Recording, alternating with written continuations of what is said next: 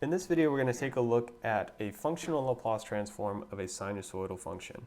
Particularly, we're going to look at sine omega t. And if we want to be explicit about defining it for t greater than 0, we can multiply it by our unit step function, u of t. When I come to write our Laplace transform, though, I'm going to actually just leave it as sine omega t. And that's because oftentimes you'll see it like this in textbooks where that u of t is just implied. So I want to make sure you're comfortable with that as well.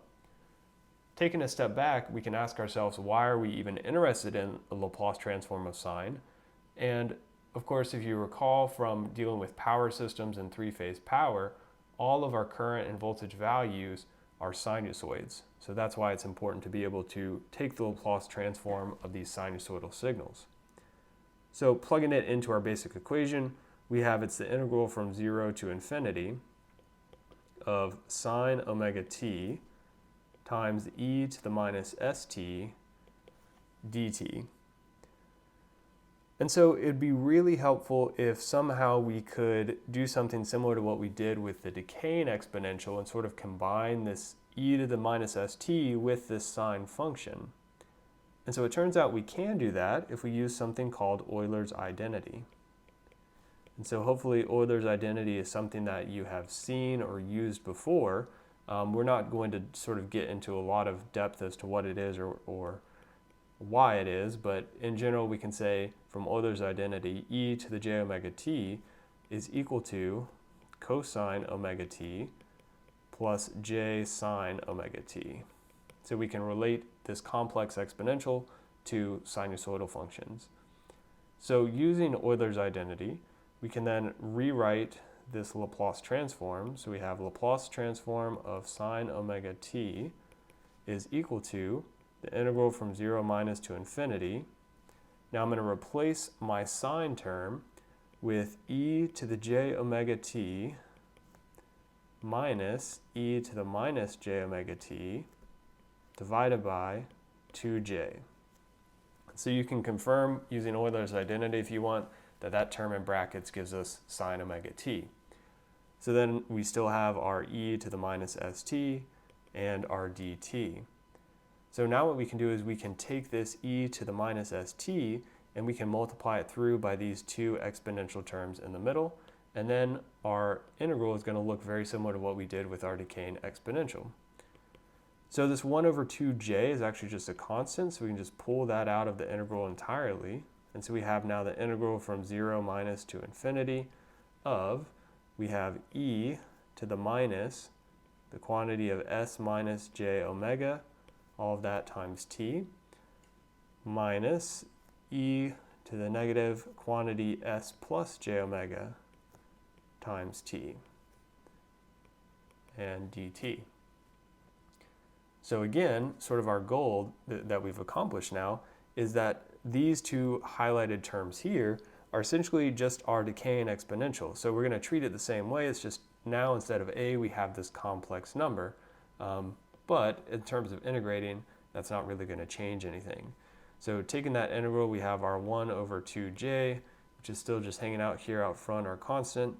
And we're going to have negative e to the minus quantity s minus j omega times t divided by s minus j omega, because we need to consider our chain rule.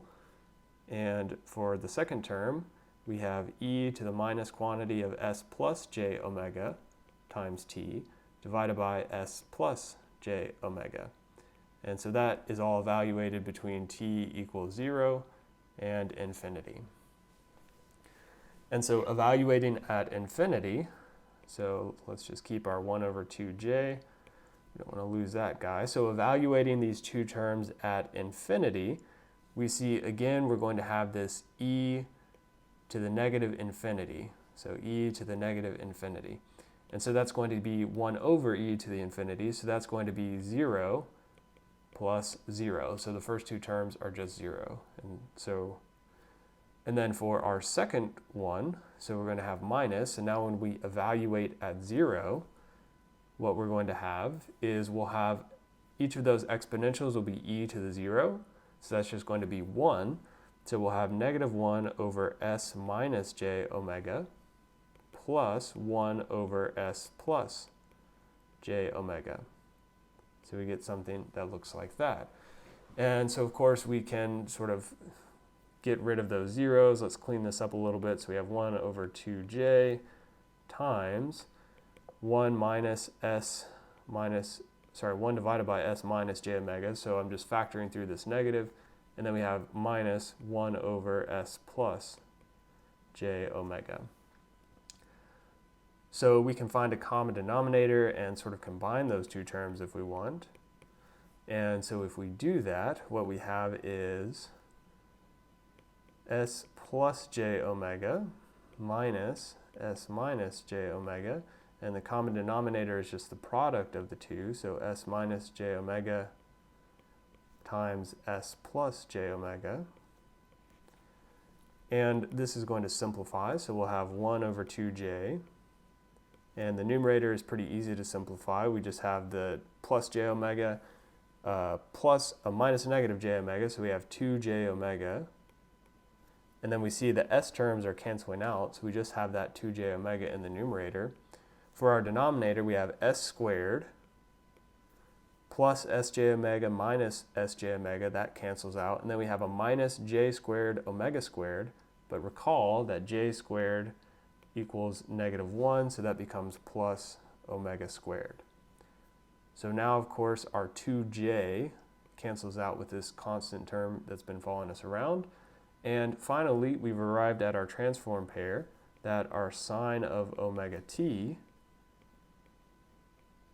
has a transform of omega divided by s squared plus omega squared. Okay, so that was a lot of work. So we don't want to be doing that every time. So let's just say too much work to do every time. And so as I've sort of mentioned before, the way we're going to get around this is we're going to use a table of common transform pairs.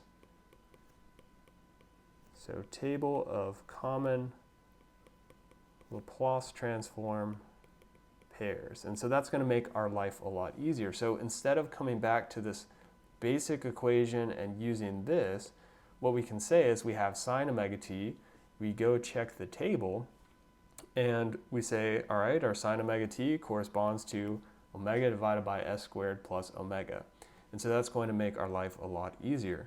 So where can you find this table of common Laplace transform pairs? Well, if you look on page 685 in the textbook, it's there. You can also find it on Canvas, so it'll be posted in the module for our Laplace transforms. And of course, you can also find most of this stuff online pretty easily. So what we're going to come back and discuss in the next few videos is we know how to find the Laplace transform pair of sine omega t. We just go to the table. But what happens if we change that function a little bit? So for instance, maybe we have sine of omega t minus 5. Or maybe we have some other variation. Maybe we're scaling our time. So how do we deal with that? And so we're going to come back and we're going to look at that explicitly, but we're going to do that with something called operational transforms.